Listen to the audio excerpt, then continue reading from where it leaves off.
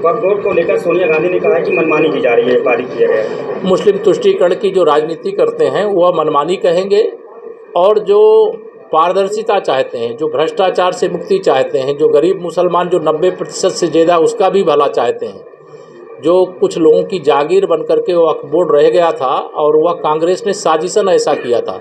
कांग्रेस की साजिश के कारण ही जम्मू कश्मीर में 370 जैसा एक ऐसा भारत माता के हाथ में हथकड़ी और पैर में बेड़िया पहनाई गई थी, उसे भी माननीय नरेंद्र मोदी जी के नेतृत्व वाली सरकार ने समाप्त किया। श्री राम जन्मभूमि का मंदिर जब भगवान सोमनाथ का मंदिर बना था उस समय बन जाना चाहिए था, लेकिन उसको भी कांग्रेस ने नहीं होने दिया। केवल मुस्लिम तुष्टीकरण की घटिया राजनीति के कारण से आज रामलला का भव्य मंदिर भी बन गया है। ट्रिपल तलाक, यानी कांग्रेस वह पार्टी है कि देश की सर्वोच्च अदालत ने शाहबानो मामले में फैसला दिया कि उसको गुजारा भत्ता उसके पति के द्वारा दिया जाए, लेकिन बहुमत का दुरुपयोग उस समय कांग्रेस की सरकार ने किया और मुस्लिम पर्सनल लॉ बोर्ड के अनुसार शाहबानो के मामले में सुप्रीम कोर्ट के फैसले को बदला। माननीय नरेंद्र मोदी जी के नेतृत्व में ट्रिपल तलाक के आधार पर जो मुस्लिम महिलाओं पर अत्याचार होता था उसको रोकने का काम किया गया। ये कांग्रेस के कारण नहीं हुआ, ये भाजपा के कारण हुआ। अब जो मुस्लिम वक्फ बोर्ड में संशोधन का जो बिल आया है उसमें जो बड़ा घोटाला था, बड़ा भ्रष्टाचार था, बहुत मनमानी थी, उससे बाहर ला करके जो गरीब मुसलमान है अब उसका भला होगा। अब माफिया टाइप के जो लोग उसके अंदर घुसे थे अब उनका भला नहीं होगा।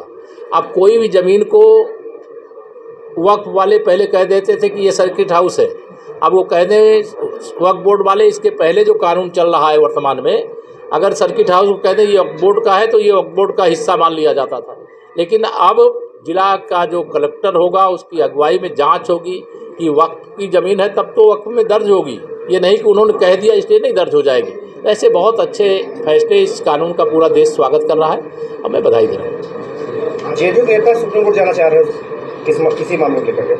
जाने दो, सुप्रीम कोर्ट देखिए, अदालत के दरवाजे तो सबके लिए खुले हुए हैं, जो जाना चाहता है अदालत जा सकता है। यही तो इस पहले जो वक्फ बोर्ड का बिल था, कानून था, उसमें कोई अपील करने का स्पेस नहीं था और इसमें तो स्पेस भी दिया गया है। इस बार जो अभी कल लोकसभा से पास हुआ है, आज राज्यसभा से भी पास हो जाएगा, ऐसा हमें विश्वास है।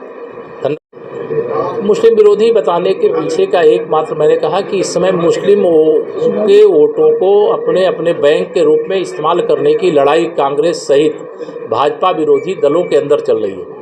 इसके कारण से सब मुसलमानों का अपने को हितैषी दिखाना चाहते हैं, लेकिन मुसलमानों का सही में सच्चा हितैषी अगर कोई है तो वह प्रधानमंत्री श्री नरेंद्र मोदी जी हैं, जो उनके जीवन के अंदर जो भयानक संकट के दौर से जो गुजर रहे थे, घर नहीं था, पीने का पानी नहीं था, खाने का अन्न नहीं था, दवाई की व्यवस्था नहीं थी, पढ़ाई की व्यवस्था नहीं थी, वह सारी व्यवस्थाएं प्रदान करने का काम माननीय नरेंद्र मोदी जी के नेतृत्व वाली केंद्र सरकार और आदरणीय योगी आदित्यनाथ जी के नेतृत्व वाली प्रदेश सरकार अर्थात डबल इंजन सरकार ने किया है। इसलिए इस प्रकार के जो बयान दे रहे हैं वो केवल वोट बैंक की राजनीति। धन्यवाद।